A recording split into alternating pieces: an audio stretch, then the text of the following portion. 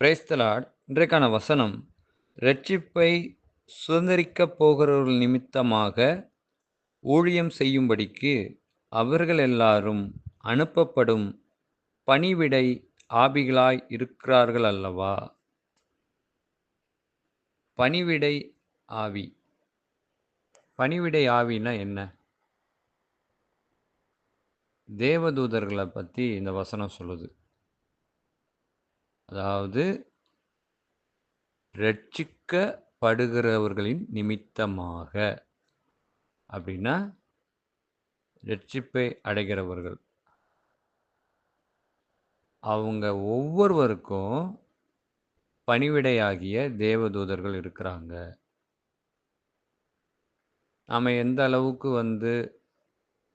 ஆவிக்குரிய வாழ்க்கையில பலப்படுறோமோ, எந்த அளவுக்கு நம்ம கர்த்தரிடத்துல நெருங்குறோமோ, நடக்கிறோமோ, அதன்படி கர்த்தருக்கு சித்தமானால் நாம நம்முடைய ஆவிக்குரிய கண்கள் திறக்கப்படும்போது, அந்த தேவதூதர்கள நாம காண முடியும். அந்த பணிவிடை ஆவிகள். யாருக்கு அப்படிங்கிறத நல்லா நம்ம புரிஞ்சுக்கணும். ரட்சிக்கப்படுவர்கள் நிமித்தமாக. ரட்சிக்கப்பட்டவங்களுக்கு தான். ரட்சிக்கப்படாதவங்களுக்குன்னு வேதம் சொல்லல. அப்போ கிறிஸ்துவுக்குள் இருக்கிறவர்களுக்கு, இயேசுவுக்கு சீஷனாய் மாறுகிறவர்களுக்கு, இயேசுவுக்காக தன்னையே அர்ப்பணித்தவர்களுக்கு, அவர்களுக்கு பணிவிடை ஆவி ஆண்டவர் அனுமதிச்சிருக்கிறார். அந்த தேவ தூதர்கள் நம்ம கூட தான் இருக்கிறாங்க. நம்மளை கண்காணிச்சிட்டு இருக்கிறாங்க. அதில் 2 பேர் இருக்கிறாங்க. ஒன்று மிகாவேல், அவர் யுத்தம் செய்கிறவர். எந்த ஒரு பிரச்சனை எது வந்தாலும் அவர் தான் யுத்தம் செய்து நம்மளை பாதுகாக்கிறார். இன்னொன்று கேப்ரியல். கேப்ரியல்ங்கிறவர் என்ன அப்படின்னா, அவர் ஒரு மெசேஞ்சர். நாம் அன்றாடம் செய்கிற ஒவ்வொரு சிறு சிறு விஷயங்களை கூட அவர் ரெக்கார்ட் பண்ணி கர்த்தரிடத்தில் கொண்டு போய் சேர்க்கிறார். ரெக்கார்ட் பண்ணுறாருன்னா அந்த அளவுக்கு மானிட்டர் பண்ணுறார். ஒவ்வொன்றையும் பார்க்குறார், கவனித்து பார்க்குறாரு, உற்று நோக்கி பார்க்குறார். இப்போ என்ன எடுத்துக்கிட்டால், என்னுடைய இந்த நாளில் நான் என்னென்ன செஞ்சேன், நான் கர்த்தருக்கு விரோதமாக செயல்படுறேன்னா, கர்த்தருக்காக செயல்படுறேன்னா, பாவத்தில் விழுந்திருக்கிறேன்னா, பரிசுத்தமாக வாழ்கிறேன்னா, உண்மையாக இருக்கிறேன்னா, கர்த்தர் நாமத்தை மகிமைப்படுத்துகிறேன்னா, இப்படி ஒவ்வொரு விஷயத்தையும் நான் சரியானபடி உடுத்துகிறேன்னா, சரியானபடி பேசுகிறேன்னா, சரியானபடி கொடுக்கிறேன்னா, என்னென்ன நான் செஞ்சிட்ருக்கேன், என்னுடைய உள்ளான இருதயம் எதை சிந்திச்சுக்கிட்டு இருக்கு, இப்படி எல்லாவற்றையும் மானிட்டர் பண்ணிக்கிட்டே இருப்பார் அவர். மானிட்டர் பண்ணிவிட்டு ஒவ்வொரு நாளும் ஆண்டவரிடத்துல ரிப்போர்ட் கொடுத்துக்கிட்டே இருப்பார். ஆனால் இவங்க யாருக்கு தான் கொடுக்கப்படுறாங்கன்னா, ரட்சிக்கப்படுகிறவர்களுக்கு தான் கொடுக்கப்படுறாங்க, ரட்சிக்கப்படாதவர்களுக்கு அல்ல. அதை வேதம் தெளிவாக சொல்லுது. இவர்களுடைய பங்கு நம்மளுடைய வாழ்க்கையில் மிகப்பெரிய பங்கு வகிக்குது. எசப்பா வாழ்க்கையிலையும் நீங்கள் பார்த்தீங்கன்னா நிறைய இடங்களில் அவங்க செயல்படுறதை பார்க்க முடியும்.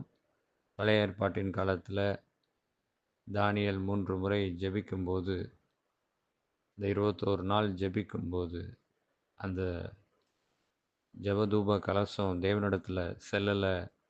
மேலே பொல்லாத வானமண்டலங்களின் சேனைகள் அதை தடுத்து வைத்திருந்துச்சு. பிசாசின் கிரியைகள் அதை தடுத்து வைத்திருந்துச்சு. கேப்ரியலால் மெசேஜை தான் கொண்டு போக முடியும். அவர் யுத்தம் செய்ய மாட்டார்.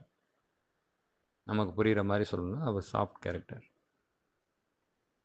அப்புறம் மிகாவேல் வந்து அந்த வானமண்டல பொன்னாத சேனைகளோட யுத்தம் செய்து அந்த ஜெபதூப கலசம் தேவனுக்கு எட்ட அவர் அங்கே வழி செஞ்சார். அதனால் இவங்க 2 பேருமே நம்முடைய வாழ்க்கையில் ரொம்ப முக்கியம். தேவதூதர்களுக்கும் மனிதருக்கும் அவ்வளோ ஒரு கனெக்ஷன் இருக்குது. மனிதர்கள் தேவதூதர்களோட சற்றும் சிறியவர்கள், அவ்வளோதான். மற்ற எல்லா கனமும் மகிமையும் ஆண்டவர் நமக்கும் கொடுத்துருக்கிறார். என்ன, தேவதூதர்கள் வந்து மறைந்து போயிடுவாங்க, நம்ம மறைந்து போக முடியாது. அவங்க ஒரு இடத்துக்கு கடந்து போகணுன்னா எத்தனை செகண்டில் போகிறாங்க அதெல்லாம் தெரியல. ஒரு இடத்துக்கு கடந்து போனால் சடனாக போயிடுவாங்க. நம்ம அப்படி போக முடியாது. அதுதான் வித்தியாசம்னு நான் நினைக்கிறேன்.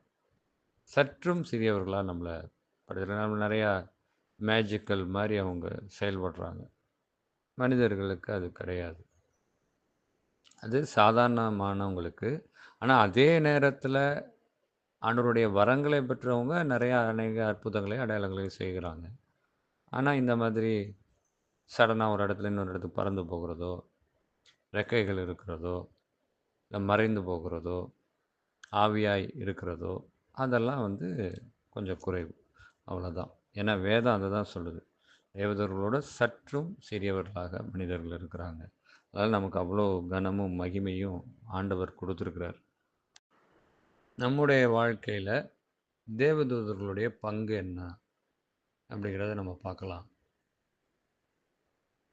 கர்த்தருக்கு பயந்தவர்களுக்கு அவர்கள் சூழ பாளையம் இறங்கி நிற்கிறார்களாம். ஒரு பாதுகாப்பு அரணா, பாதுகாப்பு கோட்டையா அவங்க இருக்கிறாங்க கர்த்தருக்கு பயந்தவர்களுக்கு.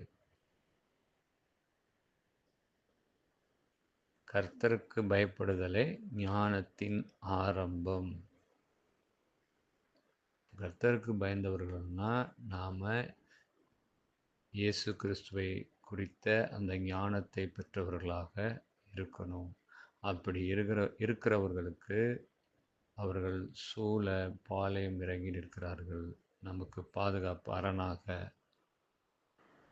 அதே போன்று நம்முடைய போக்கிலும் வரத்திலும் எல்லாவற்றிலும் ஒரு நாளில் நம்ம எங்கெங்கே கடந்து போகிறோம், எங்கெங்கே இருக்கிறோம், இப்படி எல்லாவற்றிலும் அவங்க நம்ம கூட இருக்கிறாங்க, நமக்கு பாதுகாவலர்களாக இருக்கிறாங்க. தேவ தூதர்களை நமக்கு பாதுகாவலர்களாக ஆண்டவர் நியமித்திருக்கிறார். அதனால தான் நீங்கள் இந்த இன்சிடென்ட்ஸ்லாம் ஃபீல் பண்ணியிருக்கலாம் நிறையா பேர். என் வாழ்க்கையில் நிறைய நடந்திருக்கு. ஒரு சில நேரங்களில் அவ்வளோதான், முடிஞ்சிச்சு, ஆக்சிடெண்ட் ஆகிடுச்சு, அவ்வளோதான், உயிர் போச்சு அப்படின்ற ஒரு சூழல் மாதிரி தெரியும். நம்ம கரெக்டாக போயிருப்போம். எதுக்க வரவங்களோ இல்லை சைடில் வரவங்களோ அவ்வளோதான், நம்மளை தூக்கிட்டா முடிஞ்சிச்சு அப்படின்னு நினைப்போம். ஆனால் மேஜிக்கல் மாதிரி இருக்கும் அந்த இடத்துல. எப்படி நம்ம காப்பாற்றப்பட்டோன்னே தெரியாது. இப்படி பல இன்சிடெண்ட் என் லைஃப்பில் நடந்திருக்கு. அது மாதிரி இதை கேட்குறவங்க லைஃப்பில் நிறையா நடந்திருக்கலாம். இதெல்லாம் கர்த்தருடைய தூதர்கள் தான். அவங்க தான் பாதுகாக்கிறாங்க, நமக்கு ஒரு தீமையும் வராமல். ஏன்னா கர்த்தர் அவங்கள அனுமதிச்சிருக்கிறார்.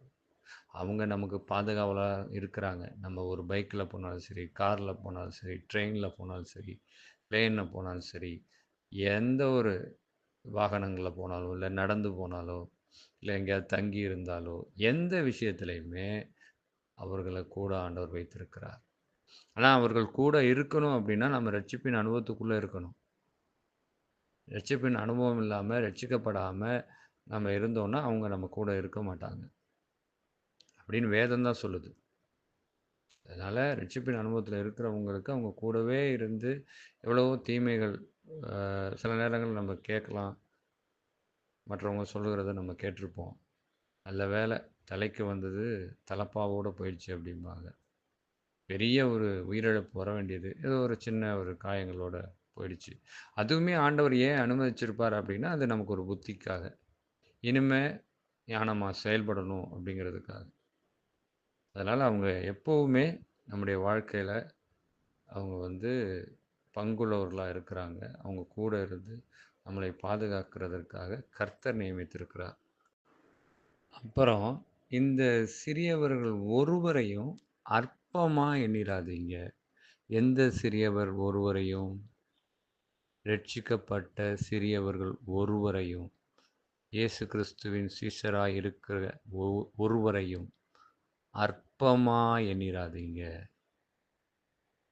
ஏன்னா, அவங்களுடைய தூதர்கள் ஒவ்வொரு நாளும் நான் தான் முதலே சொன்னேன்ல, பரலோகத்தில ரிப்போர்ட் குடுத்துட்ருக்காங்க.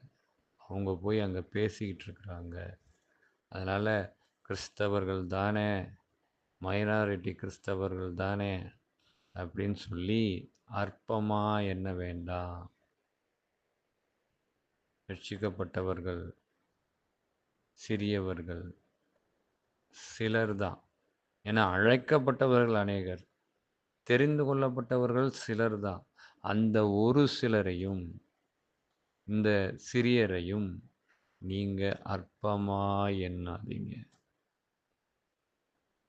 அவங்களுக்காக அவங்களுடைய தூதர்கள் போய் ஆண்டவரிடத்துல பேசுகிறதற்காக தயாரா இருக்கிறாங்க. அத நாம மறந்துறக்கூடாது. அப்புறம் நாம மரித்த பிறகும் தேவதூதர்களுடைய பங்கு இருக்குது. எப்படி? அவங்க தான் நம்மள அழைத்து செல்றாங்க. அழைத்து சென்று எந்த இடத்துக்கு அழைத்துட்டு போகணுமோ, பாதாளத்துக்கு அழைச்சிட்டு போகணும்னா பாதாளத்துக்கு அழைச்சிட்டு போறாங்க. இல்ல பரதேசிக்கு அழைச்சிட்டு போகணும்னா பரதேசிக்கு அழைச்சிட்டு போறாங்க. அதுலயும் அவங்க பங்கு இருக்கு. சில பேர் சொல்றத நான் கேட்டிருக்கிறேன். அது எந்த அளவுக்கு உண்மைன்னு எனக்கு தெரியாது.